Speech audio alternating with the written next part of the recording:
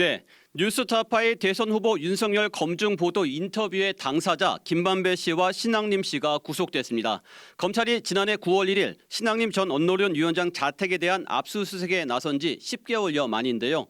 권영철 대기자와 한 발 더 들어가 보겠습니다. 공 기자 안녕하세요. 안녕하십니까. 네, 공 기자. 김만배 신앙림 씨에 대한 구속 영장이 발부가 됐네요. 그렇습니다. 서울중앙지법 김석범 영장 전담 부장판사가 오늘 새벽에 구속영장을 발부를 했습니다. 김 부장판사가 밝힌 영장 발부 사유는 간단했습니다. 두 사람에게 동일한 사유를 적용했는데요. 증거를 인멸할 우려, 도망할 염려, 요거 두 가지였습니다. 네, 전후 맥락에 대한 설명 없이 그냥 이렇게 증거 인멸 염려, 도망할 우려 이렇게 나온 게 영장 발부 사유인가요? 그렇습니다. 저도 그동안 수많은 구속영장 발부 사유나 기각 사유를 봤는데 이렇게 간단하게만 언급한 건 처음 보는 것 같았습니다. 네. 범죄 혐의가 중대하다거나 범죄 혐의 소명이 됐다거나 그런 내용에 대해서는 아무런 언급이 없었습니다. 이 사건의 핵심은 사실 김만배 신앙님 두 사람이 사전 모의를 했는지 뉴스타파가 처음부터 관여했는지 또 배우가 있는지 여부 아니겠습니까? 네. 사실 잘못이 있다면 그에 맞는 응분의 책임을 지는 게 맞을 겁니다. 네. 일단 김만배 신앙님 두 사람에 적용된 혐의가 뭐죠? 5가지인데요. 정보통신망법상 명예훼손 혐의, 이게 윤석열 대통령에 대한 명예훼손 여부입니다. 네. 또 배임 수재와 정제, 청탁금지법 위반, 범죄수익은닉규제법 위반, 그리고 신앙림 씨에 대해서는 공갈 혐의도 적용이 됐습니다. 아, 공갈 혐의 간단하게 좀 설명 좀 해주시죠. 이제 신앙림 전 언노련 위원장은 혼맥지도 책을 다른 사람에게도 판매한 적이 있다면서 김만배 씨에게 받은 돈은 책값이었다고 얘기해 왔잖아요. 맞아요. 그런데 책값이 김만배 씨와 비교해서 너무 큰 차이가 납니다. 또 인터뷰 직후에 금액을 받은 것도 의심의 대상이 되고 있고요. 네. 그리고 약속을 어겼다고 압박해서 5천만 원을 받아냈는데 이것이 공갈이라는 겁니다. 그렇군요. 네. 그런데 권 기자는 구속영장 발부 어떻게 예상하셨습니까?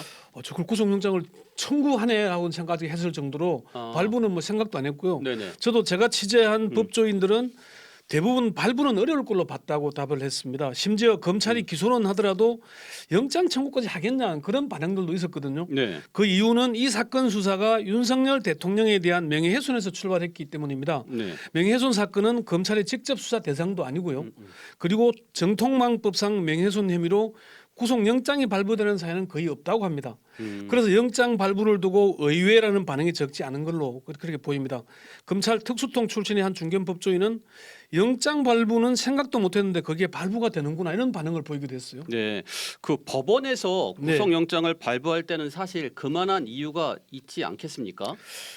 영장 전담 판사가 영장을 발부할 때는 그만한 이유가 있겠죠.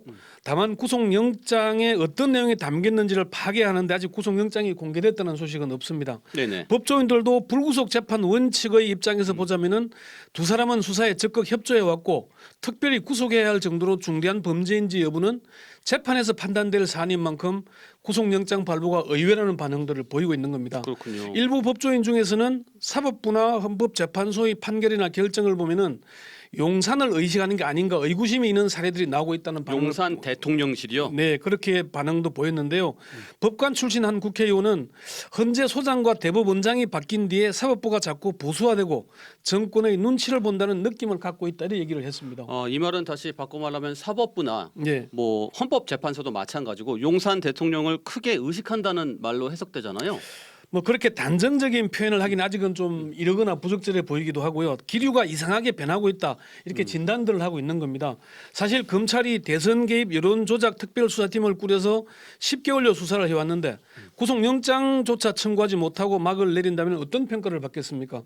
그리고 얼마 전에 헌법재판소에서 안동환 검사에 대한 탄핵 심판에서 공소권 남용을 인정하면서도 탄핵을 기각시킨 사례가 있지 않습니까? 네네. 검사가 공소권을 남용하는 게 가장 중대한 범죄일 텐데 이를 탄핵하지 못한다면 어떤 범죄를 탄핵할 수 있겠습니까?